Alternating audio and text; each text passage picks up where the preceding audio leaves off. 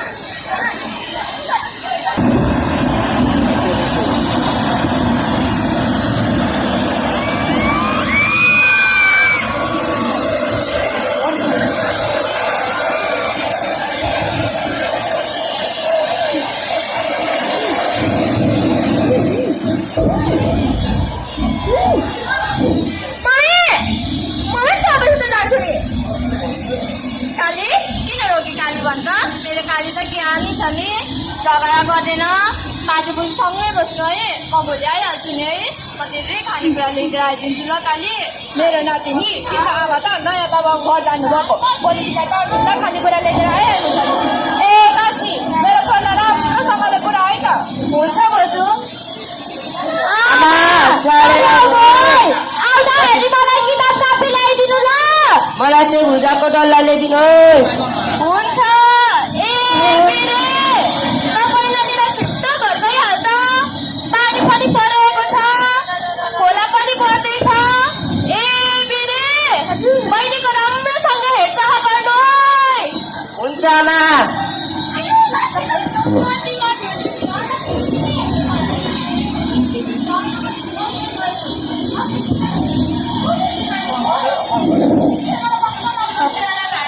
Hello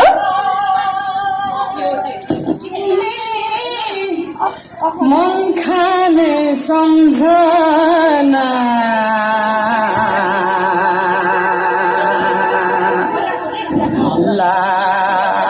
लाई मन खाने सम्झना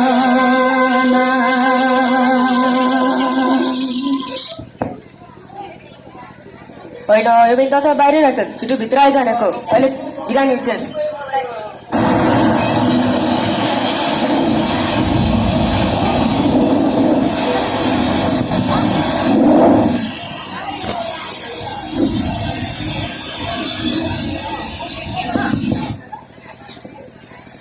रातैले बुन्छ आकाशमा रुमा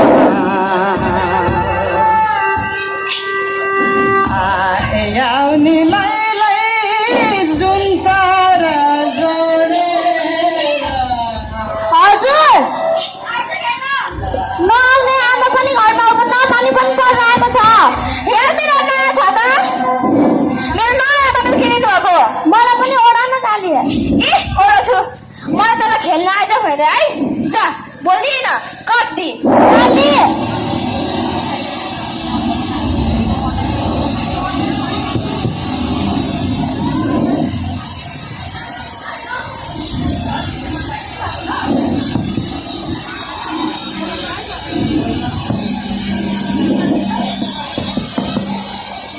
बहिनी पानी पनि परिरहेको छ खोला पनि गडाइरहेको छ सुन त हो त दादा ला अब आमा कसरी आउनुहुन्छ खै कसरी आउनुहुन्छ मलाई त आमा पक्कै आउनुहुन्छ जस्तो लाग्छ अब यो के हो मान्छे जस्तै छ त अब आमा आमा कोही कहाँ उहाँ पर हेर्नु त आमाको रातो पसौली होइन म त देख्दिनँ त उहाँ पर हेर्नु त बास्नाहरूले छोपे जस्तै छ म मलाई हेर्छु है त आमा आमा आमा दादा आमाले हाम्रो आवाज किन नसुन्नु भएको पानीले गर्दा हाम्रो आवाज नसुन्नु भएको होला नानी आमा आमा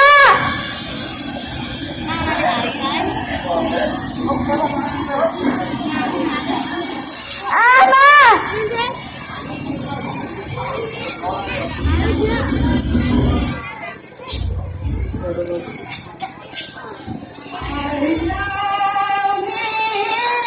मै बुन्छु रुमाल आँसुको फुल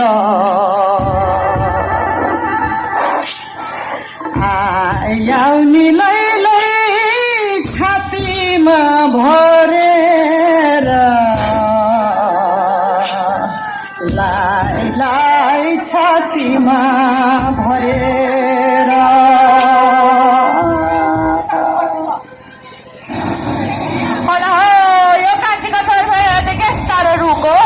हौ सुँगुरो पारा जस्तो च्या च्या गरेको त के भयो तिमीहरूलाई किन रुको हो आमा नै आउनु भएन बोजू आमा कहाँ गयो तिमीहरू आमा समाते बल्ल दिन्छु के अनि खाना खायो त तिमीहरूले घरमा केही छैन त्यही पनि सबै चुलो भिडिसक्यो लु हिँड हिँड हिँड हाम्रो घरमा खानुपर्छ हिजो बिहामा उब्रेको टन्न बासीबाट त्यही खानुपर्छ नाइ हामी आमा नन्जेल काहीँ पनि नजाने केही पनि नखाने नजाने भएन त तर फेरि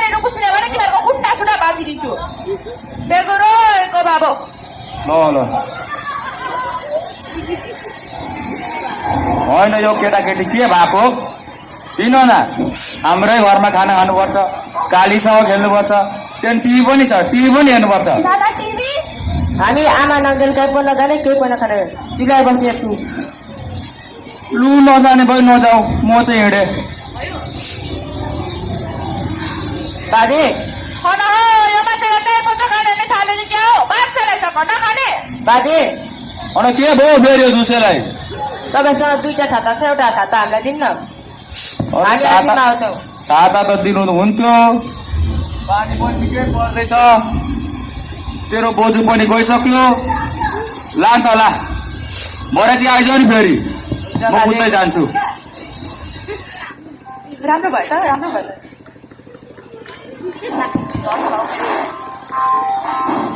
सुनेन हौ मिस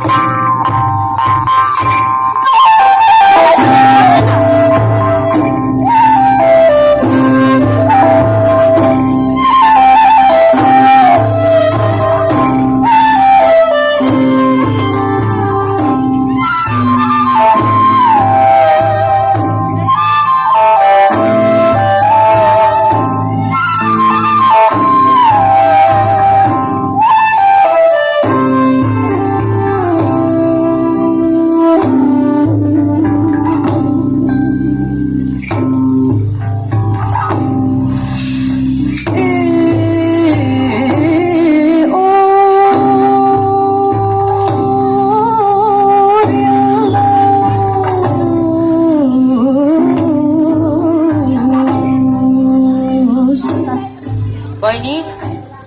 आमा खोलामा हुनुहुन्छ होला खोलामा खोलामा पुल छैन त्यसको पल्लोपट्टि हुनुहुन्छ होला अनि अस्ति भर्खरै दामोदर काकाको मान्छेहरूले खोलामा पुल हालिदिन्छु भन्दै आमासँग भोट माग्दै आएका होइनन् खोइ आउन त आएका हुन् तर अझ बनाइदिए त छैनन् फेरि आउनलाई नि मैले तिनीहरूलाई जानेको छु जा त कहाँ दादा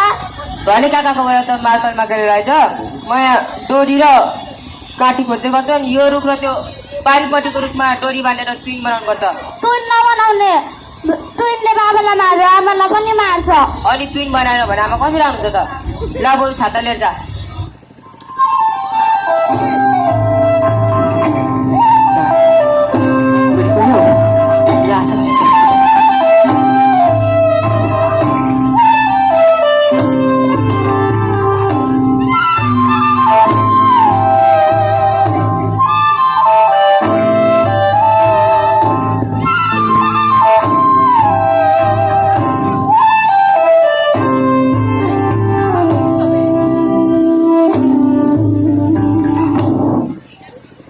होइन यो पनि त यही पर छिटो जा भनेको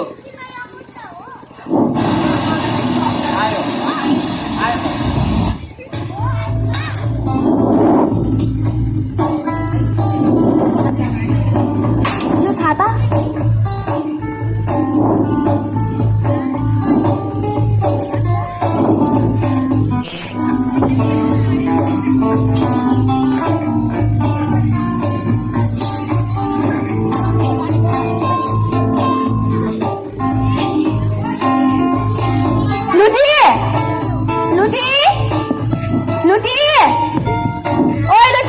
तँलाई फेरि किन चाहियो लुची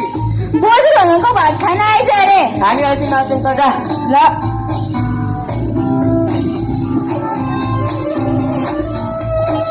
खुचिङ पऱ्यो मैतला मैले खाएँ यत्रो सुन्तला उज्ज तेरो सुन्तला पर्खी बोजूलाई भनिदिन्छु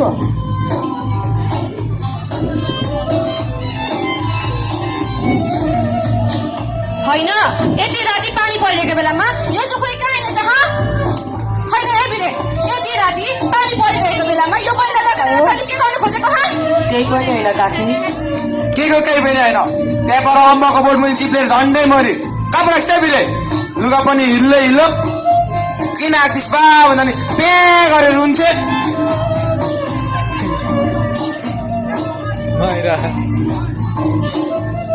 सो छाता अना छाता त मेरो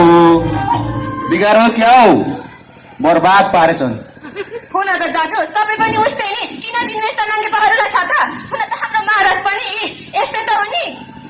के गर्नु हो डल्लीको आमा यो केटाकेटीहरूको माया लागेर हिजो मैले बिहेमा उब्रेको भात सुँगुरलाई नदी नदी खाऊ भनेर दिएको नखाने भनेको त यस्तो पत्र गर्नुलाई पो रहेछ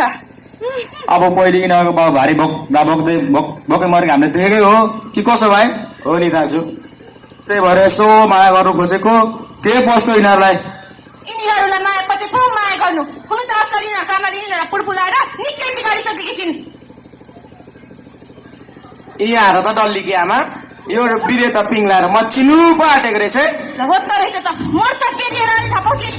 यदि तिमीहरू दुईजनालाई केही भइहाल्यो भने यदि पनि छिमेकीले हेर्दैनछन् भनेर कुनै चाहिँ तिम्रो काममा के गरेको तले हा केही पनि होइन काकी के को केही भएन दाजु यिनीहरूको घरबाट कुकुर ल्याउनु यिनीहरूको काट्दिनु पिङ सिङ अब के हुन्थ्यो यिनीहरूको घरमा कुकुरी पनि तिम्रै घरमा हुन्छ सक्तो अन के को घर हौ यहीँ राख्छु छु लु भाइ काटिदिनु त यिनीहरूको पिङसिङ काटा काटा बुढा होइन यति राति बाजी परिरहेको बेलामा यिनीहरूको आमा चाहिँ कहाँ गएछ हा अरू बेला त मेरो नानी बाबा भन्दै बाजारको बच्चा जस्तै चेपेर हिँड्थ्यो त आज त यस्तो बेइज्जत पारेर हिँडेछ हन हो डल्लीको आमा मैले नै यिनीहरूको आमालाई भारी बोकेर मैतार पुगाएको अब अस्ति नै बोजू यसो एक दुई पैसा दिनु न भन्दै थियो अब त्यतिकै दिनु पनि मिलेन मैले त भारी बोकेर मैतार पो पुगाइदिएँ हामीलाई के थाहा त अन बल्ल पो थाहा भयो अब त जान्छ होला नि नजाने हामी नजाने भएन त तर घरसम्म त मुन्नी चाहिँ होला नि होइन है दाजु के राख्नु भएको घिसार्नु नि यिनीहरूलाई तिमी चाहिँ के राखेको यता ल्याउ त्यो बुढी त छाता पनि लिएर आइज है। ल्याउनु दाजु यो डोरी पनि बाँधिनुपर्छ न त फेरि यिनीहरू मचिनु थाल्छ ऊ त छाता दे छाता छाता भनेर बोल्नु आँटिसक्यो छाता त बिग्रे जस्तो छ बोजू यस्तो बिग्रेको छाता के लाग्नुहुन्छ यिनीहरूकै आमालाई दिराउनु लाउनु पर्छ पछि लो रोएको बाबु लु हिँड बुढा तिमी पनि माया रहेछ छैन के गर्छौ एम साह्रो ओ भाइ यता आऊ एकछिन अनि फेरि के भयो दाजु होइन यिनीहरू फेरि ढोका खोला निस्किँदा त छ यिनीहरूको ढोका बाहिरबाट ठिकिनुपर्छ दाजु ठिक भन्नु के सुनिरहेको त हा दाजु तँ पराको सिङ्गल ल्याउनु यिनीहरू फेरि निक्लिन्छ होला लु भाइ थुनिदिनु त यहाँको ढोका ल दाजु अब लाग्म ल ल ल देम सारो दादा के भयो लडे तिमीलाई चाहिँ के भयो नि मलाई पनि बाजेले गालै गालामा हान्यो यो छाता पनि मलाई नै हानेर भाँचेको मेरो पनि डोरी काटिदे दादा अब आमा आउनुहुन्न जस्तो छ नि आमालाई खोलाले बगायो होला नि दादा मलाई पनि त्यस्तै लाग्छ नानी आमा लडु आमालाई खोलाले बगायो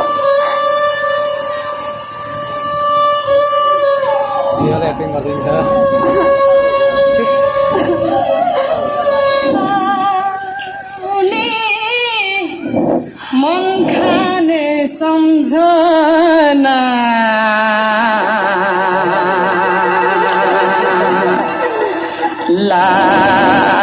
लाई मन खाने सम्झना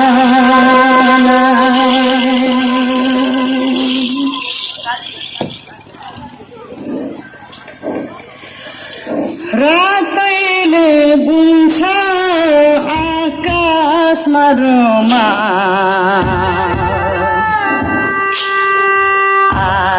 आउने लैलै जुन तारा जडेर लाई जुन तारा जडेर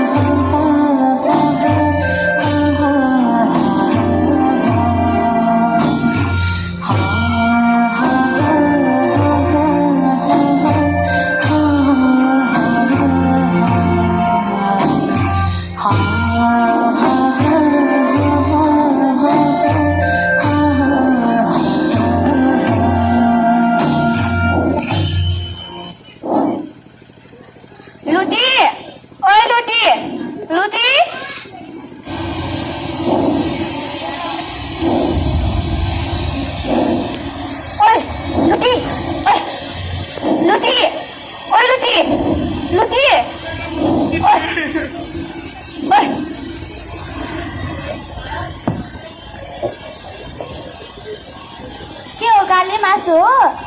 ढोका खोल